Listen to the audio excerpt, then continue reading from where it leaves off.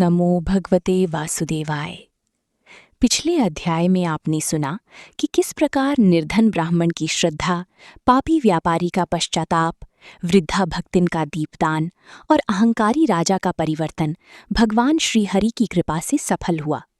पुरुषोत्तम मास ने ये सिद्ध कर दिया कि भगवान को बाहरी वैभव नहीं बल्कि निष्कपट प्रेम और सच्ची भक्ति प्रिय है।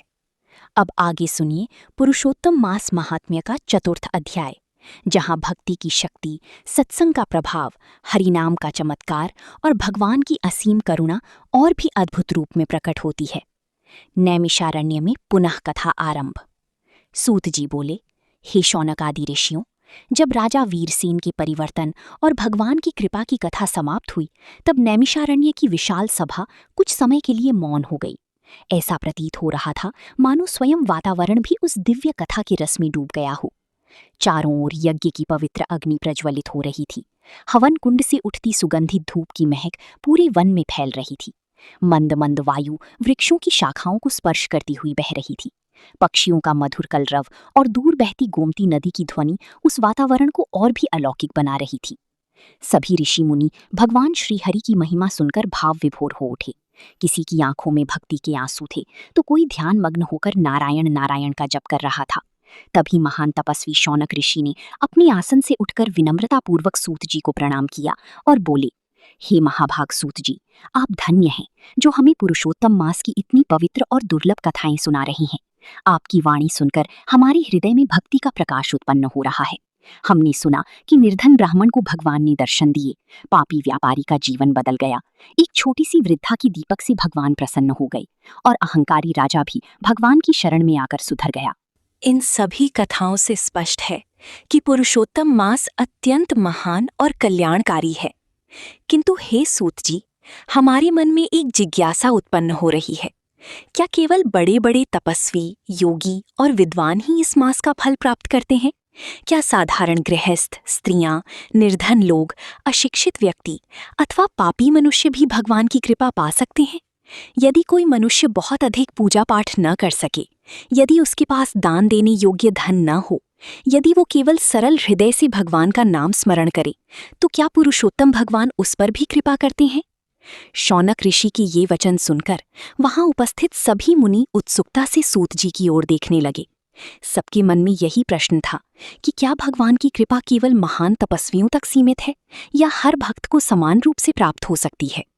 सूत जी के मुख पर मधुर मुस्कान प्रकट हुई। उन्होंने शांत स्वर में कहा, हे मुनियों, भगवान श्रीहरि की कृपा समुद्र की समान विशाल है। उसमें किसी प्रकार का भेदभाव नहीं होता। सूर्य जैसे अपना प्रकाश निर्धन और धनी दोनों पर समान रूप से फैलाता है, वैसे ही भगवान की करुणा भी प्रत्येक जीव पर समान रूप से बरसती है। पुरुषोत्तम मास तो ऐसा दिव्य समय है जिसमें किया गया छोटा सा पुण्य भी अनंत गुना फल देता है। यदि कोई निर्धन व्यक्ति केवल एक दीपक श्रद्धा से जलाता है, तो भगवान उसे सहस्र दीपदान के समान स्वीकार करते हैं।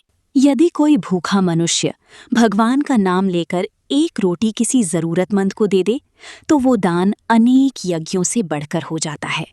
यदि कोई अशिक्षित व्यक्ति भी निष्कपट हृदय से हरे कृष्ण का नाम जपता है, तो भगवान उसके हृदय में स्वयं निवास करने लगते हैं। हे ऋषियों, भगवान बाहरी आडंबर नहीं देखते, वे केवल भक्त के हृदय का प्रेम देखते हैं। इतना कहते कहते सूत जी का स्वर भावुक हो उठा। वे आगे बोले, इस संसार में अनेक लोग ऐसे हैं जो अपने पापों और दुखों से घबराकर सोचते हैं कि अब भगवान उन्हें स्वीकार नहीं करेंगे। किंतु मैं तुमसे सत्य कहता हूँ, पुरुषोत्तम भगवान इतनी दयालु हैं कि यदि सबसे बड़ा पापी भी सच्ची मन से पश्चाताप कर ले, तो भगवान उसी भी अपने चरणों में स्थान दे देते हैं। पुरुषोत्तम मास केवल व्रत और नियमों का समय नहीं है, ये आत्मा को भगवान से जोड़ने का अवसर है। ये वो पवित्र काल है जब भगवान अपने भक्तों की छोटी सी छोटी भक्ति भी प्रेम पूर्वक स्वीकार करते हैं। सूत जी के ये वचन सुनकर सभी ऋषियों के हृदय आनंद और भक्ति से भर उठे। तभी सभा में बैठे एक वृद्ध मुनि बोले, धन्य है पुरुषोत्तम भगवान, जो पतितों को भी अपनाते हैं, जो निर्धन की छोटी दीपक से भी प्रसन्न हो जाते हैं और जो केवल प्रेम के कारण अपनी भक्तों पर कृपा बरसाते हैं। तभी संपूर्ण सभा हरि बोल के पवित्र घोष से गूंज उठी। कुछ ऋषि हरिनाम संकीर्तन करने लगे, हरि कृष्ण कृष्ण कृष्ण हरि हरि, हरि राम राम राम हरि हरि। उनकी कीर्तन से वातावरण भक्तिमय हो उठा। ऐसा प्रतीत होने लगा मानो देवता भी आकाश से उस दिव्य सभा को देख रहे हों। सूत जी ने पुनः कथा आरंभ करते हुए कहा, हे मुनियों, अब मैं तुम्हें एक ऐसी कथा सुनाता हूं जो ये सिद्ध करती है कि पुरुषोत्तम मास में किया गया सच्चा पश्चाताप पत्थर जैसे कठोर हृदय को भी बदल सकता है। बहुत समय पहले विंध्याचल पर्वत के निकट घनी जंगलों में भैरव नाम का एक शिकारी रहता था। उसका जीवन अत्यंत कठोर और हिंसा से भरा हुआ था। वह प्रतिदिन जंगल में पशुओं का शिकार करता और उसी से अपना जीवन चलाता था। उसके हाथों न जाने कितने निर्दोष पशु मारे गए थे। धीरे धीरे उसका हृदय इतना कठोर हो गया था कि उसे किसी जीव की पीड़ा देखकर भी दया नहीं आती थी। भैरव प्रातः होते ही धनुष बाण लेकर जंगल में निकल जाता। हिरण, खरगोश, पक्षी जो भी उसके सामने आता वह उसे मार देता। उसकी आंखों में केवल शिकार का लालच रहता था। गांव के लोग उससे भयभीत रहते थे। कोई उसके पास जाने का साहस नहीं करता था। कई वृद्ध लोग उसे समझाते, भैरव, हिंसा महान पाप है। एक दिन तुझे अपने कर्मों का फल अवश्य भोगना पड़ेगा। किंतु वह हंसकर कहता, इस संसार में बलवान वही है जो दूसरों को जीत ले। मुझे न पाप का भय है और न किसी भगवान का। धीरे धीरे उसका मन और अधिक कठोर होता गया। कुछ समय बाद पुरुषोत्तम मास प्रारंभ हुआ। निकट के गांव में संतों का विशाल सत्संग और हरिनाम संकीर्तन होने लगा। प्रतिदिन संध्या समय मंदिरों में दीपक जलते, शंख बजते और भक्तगण प्रेम से भजन गाते। हरे कृष्ण कृष्ण कृष्ण हरि हरि, हरे राम राम राम हरे हरे। भजन की वो मधुर ध्वनि जंगल तक पहुंचती थी। वृक्षों के बीच से बहती हवा मानो भगवान का नाम लेकर पूरे वन को पवित्र कर रही थी। एक दिन जब भैरव शिकार की तलाश में जंगल में घूम रहा था, तब उसके कानों में वही हरि नाम पड़ा। वो क्रोधित होकर बोला, ये लोग दिन भर भगवान का नाम लेकर समय नष्ट करते हैं। यदि नाम जपने से सब कुछ मिल जाता तो संसार में कोई दुखी क्यों ना होता। उसने उपहास करते हुए धनुष उठाया और आगे बढ़ गया। किंतु उसी रात कुछ ऐसा हुआ जिसने उसका जीवन बदल दिया। आधी रात का समय था।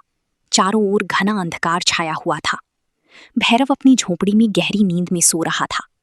तभी उसे एक भयानक स्वप्न दिखाई दिया। उसने देखा कि जंगल की वही पशु जिनका उसने शिकार किया था उसके सामने खड़े हैं। किसी के शरीर से रक्त बह रहा था, कोई तड़प रहा था, कोई करुण स्वर में रो रहा था। एक घायल हिरण आगे बढ़कर बोला, भैरव, हमने तेरा क्या बिगाड़ा था? तूने हमें बिना कारण कष्ट दिया। तभी अनेक पक्षियों की आवाज गूंज उठी, तूने हमारे प्राण केवल अपने मनोरंजन के लिए छीन लिए। कुछ ही क्षणों में वो दृश्य और भी भयावह हो गया। भैरव ने देखा कि चारों ओर अंधकार फैल गया है और वो अकेला खड़ा कांप रहा है। तभी आकाश से गंभीर स्वर सुनाई दिया, जो जीवों पर दया नहीं करता उसका हृदय कभी शांत नहीं हो सकता। भैरव भय से कांप उठा। उसका पूरा शरीर पसीने से भीग गया। वो घबराकर नींद से जाग उठा। उसकी सांसें तेज चल रही थीं। पहली बार उसके मन में अपनी कर्मों के प्रति भय और पश्चाताप उत्पन्न हुआ। उस रात वो सो नहीं पाया। बार बार उसे घायल पशुओं के करुण स्वर सुनाई देते रहे। सुबह होते ही वह बेचैन मन से जंगल में निकल पड़ा। चलते चलते वो उसी गांव के निकट पहुंच गया जहां संतों का सत्संग चल रहा था। मंदिर के बाहर अनेक भक्त बैठे हरिनाम जप रहे थे। वातावरण अत्यंत शांत और पवित्र था। एक वृद्ध महात्मा कथा सुना रहे थे। हे भक्तों, पुरुषोत्तम मास दया, भक्ति और आत्मशुद्धि का मास है। इस समय किया गया सच्चा पश्चाताप मनुष्य के जीवन को बदल सकता है। भगवान श्री हरि इतने दयालु हैं कि यदि सबसे बड़ा पापी भी सच्चे मन से उनकी शरण में आ जाए तो वे उसे भी स्वीकार कर लेते हैं। ये वचन सुनते ही भैरव का हृदय कांप उठा। उसकी आंखों से आंसू बहने लगी। वो धीरे धीरे आगे बढ़ा और महात्मा के चरणों में गिर पड़ा। कंपित स्वर में बोला, महाराज, मैंने जीवन भर हिंसा की है, असंख्य पशुओं की हत्या की है। मेरे जैसे पापी का क्या कभी उद्धार हो सकता है? सभा में बैठे लोग आश्चर्य से उसे देखने लगे। जिस शिकारी से लोग डरते थे, आज वहीं आंसू बहा रहा था। वृद्ध महात्मा ने प्रेम पूर्वक उसके सिर पर हाथ रखा और बोली, वत्स, भगवान का द्वार कभी बंद नहीं होता। पाप से बड़ा भगवान का नाम है। यदि तू सच्चे मन से पश्चाताप करे और हिंसा छोड़ दे तो पुरुषोत्तम भगवान तुझे अवश्य स्वीकार करेंगे। भैरव रोते हुए बोला, महाराज, आज से मैं कभी किसी जीव को कष्ट नहीं दूंगा। उस दिन से उसका जीवन बदल गया। उसने अपना धनुष बाण त्याग दिया। अब वो जंगल में शिकार करने नहीं बल्कि घायल पशुओं की सेवा करने जाने लगा। शेष कथा अगले भाग में। कभी किसी पक्षी को दाना खिलाता, कभी किसी घायल हिरण के घाव पर औषधि लगाता। धीरे धीरे उसका कठोर हृदय करुणा और प्रेम से भरने लगा। प्रतिदिन वह संतों के साथ बैठकर हरि नाम जप करता। हरे कृष्णा कृष्णा कृष्णा हरे हरे, हरे राम राम राम हरे हरे। अब उसके चेहरे पर पहली जैसी कठोरता नहीं रही। उसकी आंखों में विनम्रता और शांति दिखाई देने लगी। गांव के लोग भी आश्चर्यचकित थे। जो व्यक्ति कभी हिंसा का प्रतीक था, वही अब दया और सेवा का मार्ग अपनाने लगा था। पुरुषोत्तम मास समाप्त होते होते उसका जीवन पूर्णतः बदल चुका था। लोग अब उसे भक्त भैरव कहकर पुकारने लगे। कहा जाता है कि बाद में उसने जंगल के निकट एक छोटा सा आश्रम बना लिया, जहां वह आने वाले यात्रियों को भगवान का नाम जपने के लिए प्रेरित करता था। वह अक्सर कहा करता, मैंने संसार में बहुत भटकाव देखा है। सच्ची शांति केवल भगवान के चरणों में ही मिलती है। सूत जी बोले, हे ऋषियों, भगवान का नाम पत्थर जैसे कठोर हृदय को भी पिघला देता है। पुरुषोत्तम मास में किया गया पश्चाताप मनुष्य के जीवन को पवित्र बना देता है। जो मनुष्य दया, भक्ति और हरिनाम का आश्रय लेता है, भगवान स्वयं उसका मार्ग प्रकाशित कर देते हैं। सूत जी बोले, हे शौनक आदि ऋषियों, अब मैं तुम्हें एक दूसरी कथा सुनाता हूँ। एक ऐसी निर्धन विधवा की कथा जिसके पास संसार का कोई सहारा नहीं था, किंतु जिसकी अटूट श्रद्धा ने स्वयं भगवान श्री हरि को उसकी रक्षा के लिए विवश कर दिया। हे मुनियों, ये कथा हमें सिखाती है कि भगवान को धन, वैभव और बाहरी आडंबर प्रिय नहीं है। उन्हें प्रिय है केवल निष्कपट भक्ति और सच्चा प्रेम। बहुत समय पहले एक छोटे से नगर में सावित्री नाम की एक वृद्ध विधवा रहती थी। उसका जीवन अत्यंत कठिनाइयों से भरा हुआ था। उसके पति का देहांत कई वर्ष पहले हो चुका था। कोई संतान भी नहीं थी जो उसका सहारा बन सके। नगर के किनारे मिट्टी और लकड़ियों से बनी एक छोटी सी कुटिया ही उसका आश्रय थी। वो दिन भर लोगों के घरों में छोटे मोटे कार्य करके अपना जीवन चलाती थी। कभी उसे भरपेट भोजन मिल जाता तो कभी केवल जल पीकर ही रात बितानी पड़ती। किंतु इतनी दरिद्रता और दुख के बाद भी उसके मुख पर कभी शिकायत नहीं आती थी। उसकी आंखों में सदैव भगवान श्री हरि के प्रति अटूट विश्वास छलकता था। उसकी कुटिया के बाहर एक छोटा सा तुलसी का पौधा लगा हुआ था। वही तुलसी उसका सबसे बड़ा धन था। प्रतिदिन ब्रह्म मुहूर्त में उठकर वो स्नान करती, मिट्टी के छोटे पात्र में जल भरती और बड़ी प्रेम से तुलसी माता को अर्पित करती। फिर हाथ जोड़कर कहती, हे श्री हरि, मेरे जीवन में आपका ही सहारा है। मैं अकेली हूँ, निर्धन हूँ, किंतु मुझे विश्वास है कि आप कभी अपने भक्त का साथ नहीं छोड़ते। इसके बाद वो तुलसी के सामने छोटा सा दीपक जलाती और मधुर स्वर में हरिनाम जप करती। हरे कृष्णा कृष्णा कृष्णा हरि हरि, हरि रामा रामा रामा हरि हरि। उसकी भक्ति इतनी सरल और निष्कपट थी कि वहां से गुजरने वाले लोग कुछ क्षण रुककर उसे अवश्य देखते। कुछ समय बाद पुरुषोत्तम मास प्रारंभ हुआ। पूरा नगर भक्ति में डूब गया। मंदिरों में शंख और घंटियों की ध्वनि गूंजने लगी। स्त्रियां व्रत और पूजन करने लगी। संत महात्मा कथा और कीर्तन करने लगे। जब सावित्री ने सुना कि ये पुरुषोत्तम मास भगवान श्री हरि को अत्यंत प्रिय है, तब उसके हृदय में अपार आनंद भर गया। उसने निश्चय किया, इस पूरे मास मैं प्रतिदिन तुलसी पूजन करूंगी, चाहे मुझे भूखा ही क्यों न रहना पड़े, परंतु भगवान की सेवा नहीं छोड़ूंगी। अब वो पहले से भी अधिक श्रद्धा से भगवान का स्मरण करने लगी। प्रतिदिन तुलसी के पास दीपक जलाती, भगवान विष्णु का नाम जपती और कहती, हे पुरुषोत्तम प्रभु, मेरे पास आपको देने के लिए धन नहीं है। ये तुलसी और मेरा प्रेम ही मेरी सबसे बड़ी भेंट है। दिन बीतते गए। एक रात अचानक मौसम बदल गया। आकाश में काली बादल छा गए, तेज गर्जना होने लगी। कुछ ही देर में भयंकर आंधी और वर्षा प्रारंभ हो गई। तेज हवाओं के कारण पेड़ हिलने लगे, कई घरों की छतें उड़ने लगीं। लोग भयभीत होकर अपने घर बचाने में लग गए। सावित्री की छोटी सी कुटिया भी कांपने लगी। मिट्टी की दीवारों से पानी टपकने लगा। किंतु उसी क्षण उसकी दृष्टि बाहर लगी तुलसी माता पर पड़ी। तेज हवा के कारण तुलसी का पौधा झुकने लगा था। सावित्री तुरंत बाहर दौड़ी। मूसलाधार वर्षा हो रही थी। उसके वस्त्र पूरी तरह भीग चुके थे। किंतु उसे अपनी कुटिया की चिंता नहीं थी।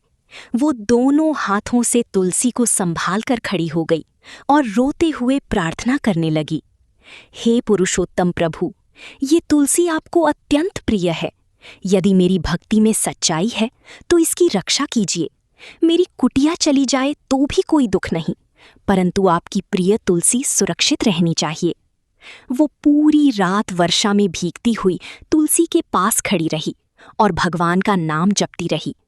नारायण नारायण, श्री हरि श्री हरि। धीरे धीरे रात बीत गई। प्रातःकाल जब वर्षा रुकी तब लोगों ने बाहर निकलकर देखा कि पूरी बस्ती में भारी नुकसान हुआ था। कई घर गिर चुके थे, कई वृक्ष उखड़ गए थे। किंतु आश्चर्य की बात ये थी कि सावित्री की छोटी सी कुटिया और तुलसी का पौधा पूर्णतः सुरक्षित थे। लोग ये देखकर चकित रह गए। कुछ पड़ोसी बोले, ये कैसे संभव है? इतनी कमजोर कुटिया इस भयंकर आंधी में कैसे बच गई? उसी समय वहां से एक वृद्ध संत गुजरी। उन्होंने तुलसी के सामने जलता दीपक देखा और मुस्कुराकर बोली, जहां तुलसी, हरि नाम और सच्ची भक्ति का वास होता है, वहां स्वयं भगवान श्री हरि रक्षा करते हैं। भगवान अपने भक्त की लाज अवश्य रखते हैं। सावित्री ये सुनकर भाव विभोर हो उठी। उसकी आंखों से आंसू बहने लगे। वो हाथ जोड़कर बोली, हे प्रभु, मैंने तो केवल प्रेम से आपका स्मरण किया था। आपने मुझ जैसी निर्धन भक्त पर इतनी कृपा कर दी। उस दिन के बाद पूरे नगर में सावित्री की भक्ति की चर्चा होने लगी। अब नगर की स्त्रियां भी तुलसी पूजन करने लगी। लोग हरिनाम जपने लगे। कई लोगों के हृदय में भगवान के प्रति श्रद्धा जाग उठी। सावित्री का जीवन भले ही साधारण था, किंतु उसका हृदय भक्ति के प्रकाश से भर चुका था। कहा जाता है कि जीवन के अंतिम समय में वह तुलसी के सामने बैठकर हरिनाम जप रही थी। उसी समय उसके मुख पर अद्भुत शांति प्रकट हुई और भगवान का नाम लेते लेते उसने अपने प्राण त्याग दिए। भक्तों का विश्वास है कि भगवान विष्णु के दूत स्वयं उसे लेने आए और उसे परम धाम ले गए। सूत जी बोले, हे ऋषियों, तुलसी भगवान श्री हरि को अत्यंत प्रिय है। जो भक्त पुरुषोत्तम मास में श्रद्धा से तुलसी पूजा करता है, भगवान उसकी जीवन की रक्षा स्वयं करती हैं। भगवान बाहरी धन नहीं देखते, वे भक्त के हृदय का प्रेम देखते हैं।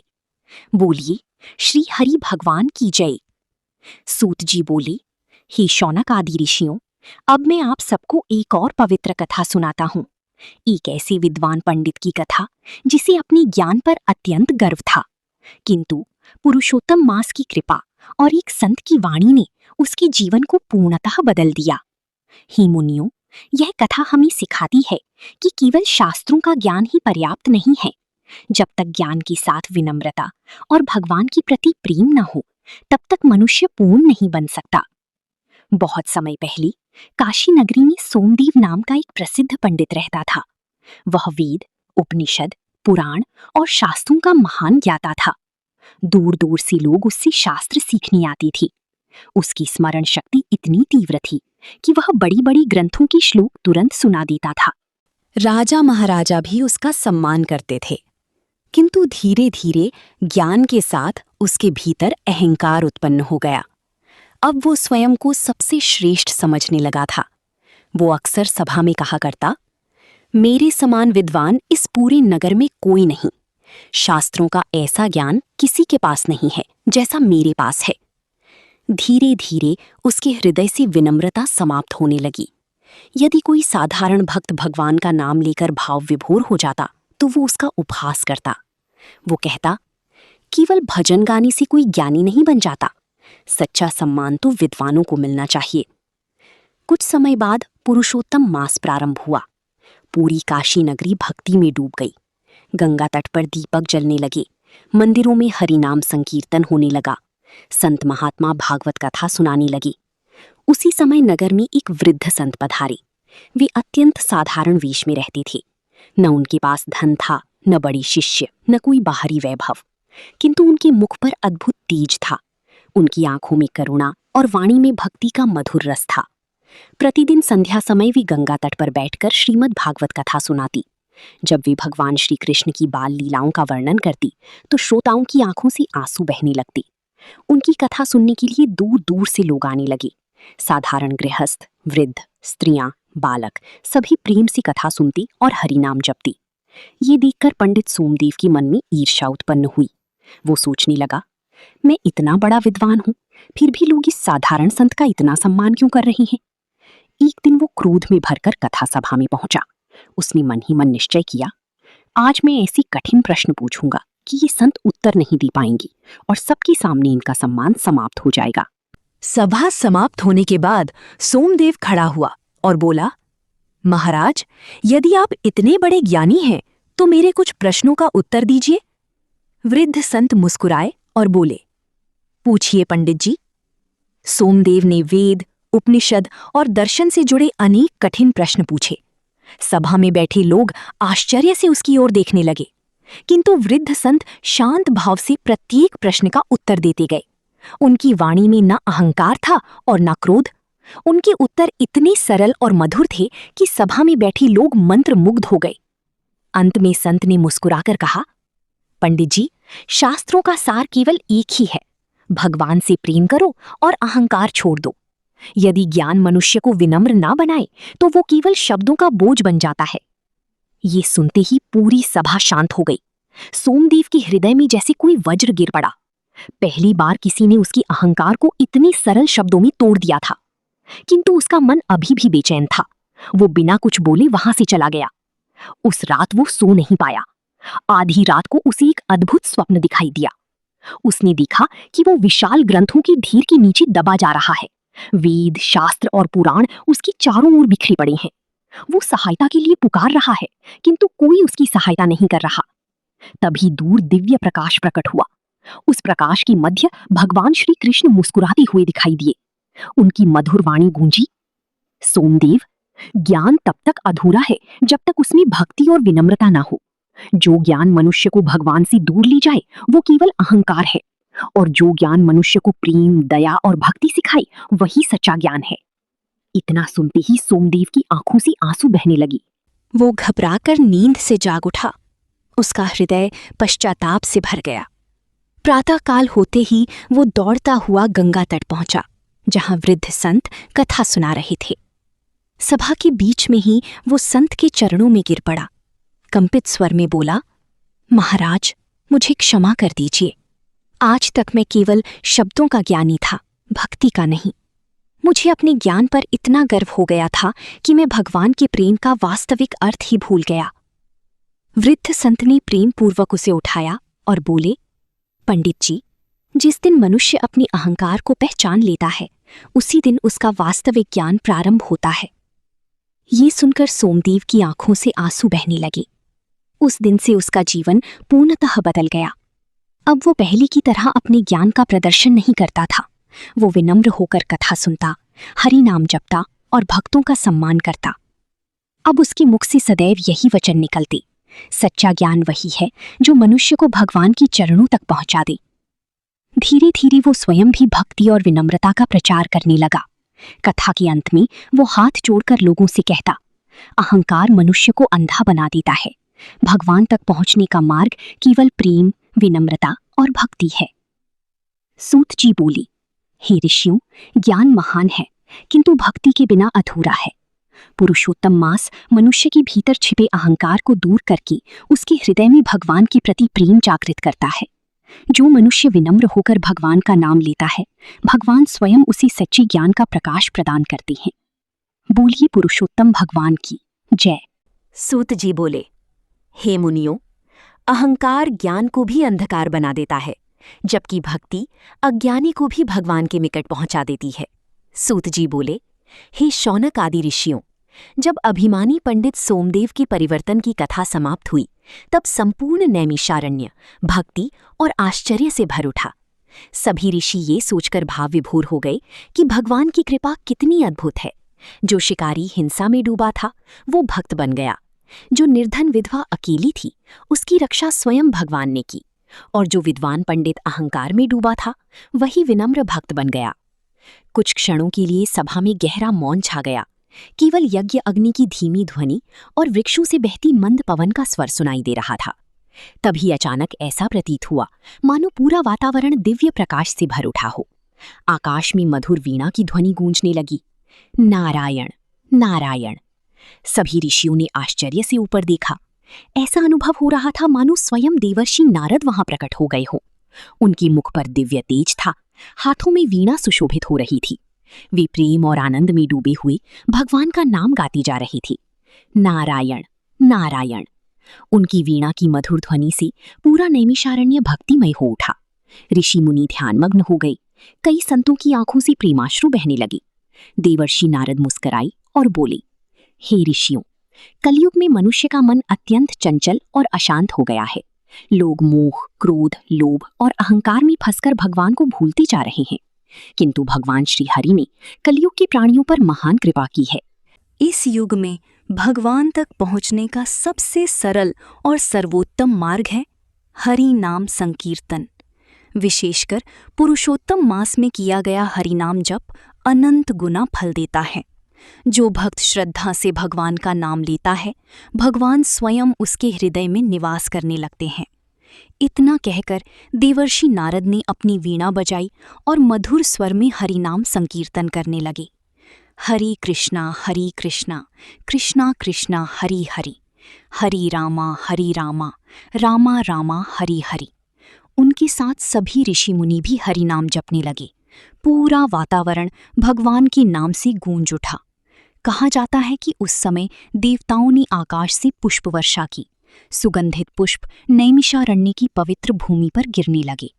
सूत जी बोले, हे मुनियों, पुरुषोत्तम मास आत्मा को शुद्ध करने का दिव्य अवसर है। इस मास में किया गया छोटा सा सत्कर्म भी भगवान को अत्यंत प्रिय होता है। पुरुषोत्तम मास में विशेष करने योग्य कार्य। पुरुषोत्तम मास में विशेष करने योग्य कार्य। पुरुषोत्तम मास में विशेष करने योग्य कार्य। ब्रह्म मुहूर्त में उठकर स्नान करें। भगवान विष्णु और श्री कृष्ण का पूजन करें। तुलसी माता को जल अर्पित करें और पूजा करें। घी अथवा तेल का दीपक जलाएं। गीता, विष्णु सहस्त्रनाम और श्रीमद् भागवत का पाठ करें। हरि नाम जप और संकीर्तन करें। गौ सेवा, अन्नदान और जरूरतमंदों की सहायता करें। क्रोध, निंदा, झूठ और अहंकार से दूर रहें। सात्विक भोजन और संयम का पालन करें। संतों का सम्मान करें। कथा सुनी और दूसरों को भी सुनाएं।